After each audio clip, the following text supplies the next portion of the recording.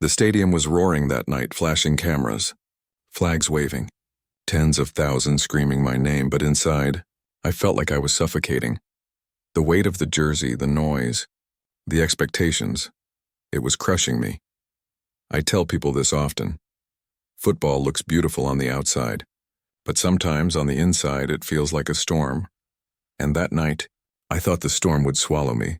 But before I tell you how football tried to break me, I need to take you back. Back to where the storm began. I was born on a small island called Madeira. Not in luxury, not in comfort. We were poor, very poor. I shared a small room with my siblings. Sometimes the roof leaked when it rained. Sometimes there wasn't enough food on the table. I remember my mother. Her hands always tired, her eyes always red from crying. She worked, she sacrificed. She went without meals just so I could eat. And my father was a man of love but also of pain. He believed in me. He told people, my son will be a great player one day. But he was also a man trapped by alcohol, trapped by his own demons. Some nights I saw him broken. Some nights I wished I could save him. That was my world, a world where dreams felt too big for the walls of our little home. When I first kicked a ball, people laughed. I was too skinny, too small. Some coaches said, he's good, but he won't last. He's not strong enough. I can still hear those words. They cut deep, because when you're young, every rejection feels like a final judgment. But I didn't stop. I played barefoot on the streets until my feet bled. I chased every ball like it was life or death. Because to me, football wasn't just a game, it was my escape, my chance, my only way out. People think football tried to break me later, under the lights, under the cameras, but no. It started long before that. It started in Madeira, in a small house filled with struggle. It started when I was told no again and again. It started when I watched my mother starve quietly, so I could dream loudly. Even before football, life itself tried to break me, but it failed. When I was 12 years old, I left everything I knew behind. Madeira was my home, my family, my safe place. But to chase my dream, I had to leave. I moved to Lisbon alone. For most kids, 12 years old is about school, friends, playing in the street. For me, 12 meant sleeping in a tiny dorm room, far away from my mother's voice, far away from my father's smile. At the academy, I wasn't just the new kid, I was the outsider. I spoke with a different accent. The other boys laughed at the way I talked. They mocked me for being from Madeira, for being skinny, for being poor. Every night, I would lie in my bed staring at the ceiling, holding back tears. I didn't want anyone to see me weak. But inside, I was breaking. Some nights, I cried until my pillow was soaked, and when I couldn't take it anymore, I wrote letters to my family. Letters I never sent, letters where I told them, I miss you. I want to come home. I can't do this. On the pitch, I thought I would escape all that pain, but even there, the struggle followed me. Coaches said I had talent, yes, but they also said he's too thin. He's too weak. He won't survive the physicality. Every word was another stone on my chest. I started to believe them. I remember one night after training, I sat on the bench long after everyone had left. My legs ached. My body was tired, and I asked myself, maybe they're right. Maybe I'm not cut out for this. Maybe I should go home. That was my first real breaking point, not a match, not a trophy, not a loss, but a quiet night in Lisbon when I was just a boy, ready to give up on his dream. The homesickness, the bullying, the doubts, it all came crashing down. I felt small, invisible. For the first time, I thought seriously about quitting, but something deep inside me refused. A voice, small but stubborn, whispered, no, you can't stop now. Not after everything your family gave up. Not after everything you promised them, so I stayed, even when it hurt, even when I wanted to run home. Stayed, and that choice to keep going, when I wanted to quit, became the foundation of everything that followed. The stadium lights were blinding that night. Tens of thousands of people screaming, cameras pointed at me, waiting, watching. It should have felt like glory, but instead, it felt like judgment. This wasn't just another match. This was one of the biggest nights of my career, and I was falling apart. The whistle blew. The ball came to me early. A perfect chance. I struck it. Wide. The groans echoed. My chest tightened. Shake it off, I told myself. There's still time. A few minutes later, another chance. A header, too high. The crowd's energy shifted. From excitement to frustration, I could hear it. I could feel it, and worst of all, I could hear the whispers. Overrated, selfish, not good enough. By the 30th minute, my legs felt heavy. Not from running, but from doubt.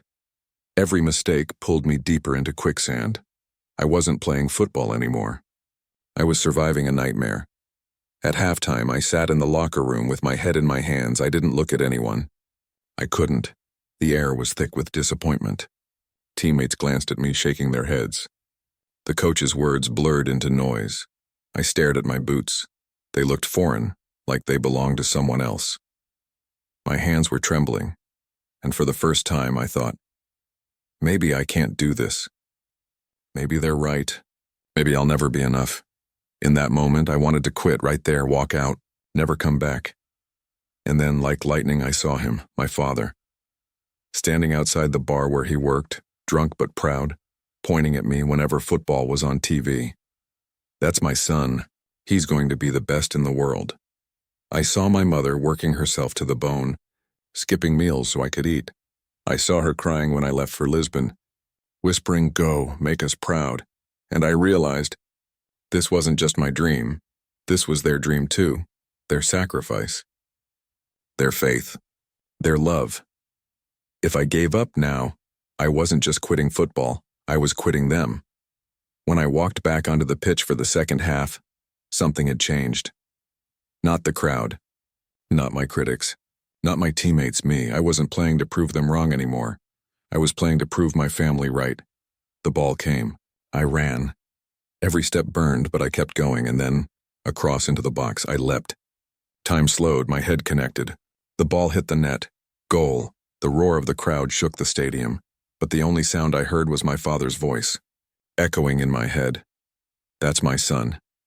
It wasn't the greatest goal of my career. It wasn't even the most beautiful, but it was the most important. Because that night, I made a choice to keep fighting, a choice to never quit. No matter how heavy the storm felt. That was the night football tried to break me and failed. That night wasn't the last time football tried to break me. It was only the beginning. Because the higher you climb, the harder the world tries to pull you down. I'll never forget the finals I almost missed. The injuries. The nights in hospital beds with ice wrapped around my legs, staring at the ceiling, wondering if I'd ever run the same way again. Do you know what it feels like to train your entire life for a single match, only for your body to betray you hours before? To feel helpless while your teammates fight without you?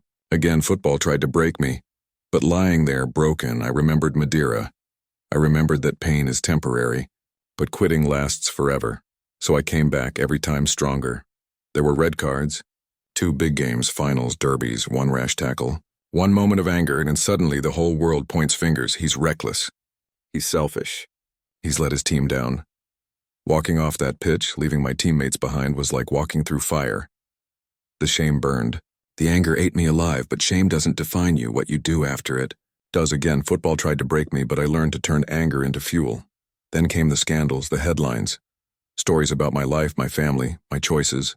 Some true, many false. But in the media, truth doesn't matter. Pain sells better than success. I would lie in bed at night staring at the ceiling, wondering, am I a footballer? Or am I just a headline? Fame is not freedom. Fame is a prison with glass walls. Everyone can see you.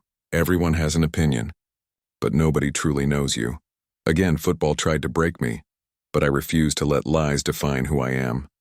And then, there was him, Messi. For years, they told me I wasn't enough. Not because I wasn't good, but because someone else was better. Every goal I scored, every trophy I lifted, always compared, always questioned. He's great, but he's not Messi. He's number 2. That rivalry pushed me to the edge. It made every match feel like a war. Every mistake feel like humiliation.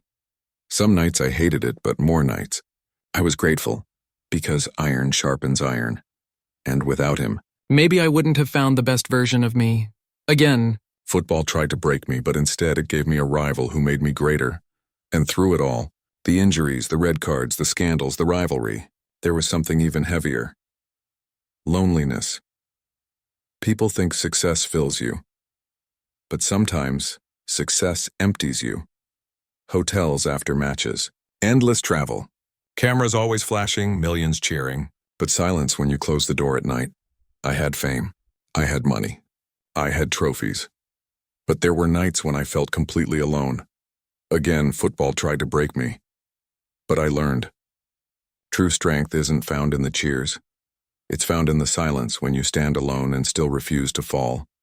Every injury, every scandal, every red card, every headline, every comparison, again and again.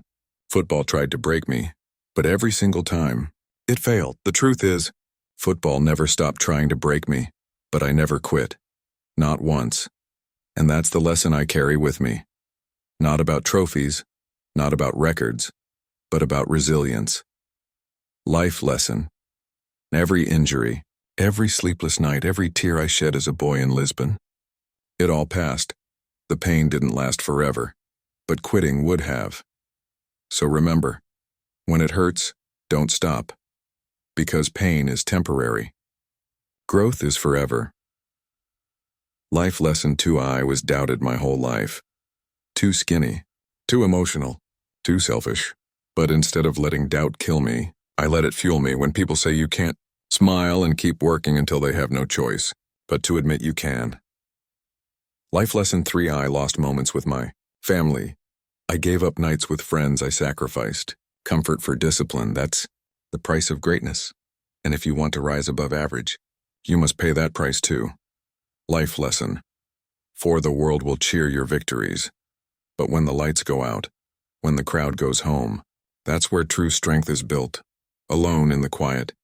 When nobody's watching, that's when you decide who you really are. Life lesson 5. There's only one promise I made to myself as a boy. I will never quit.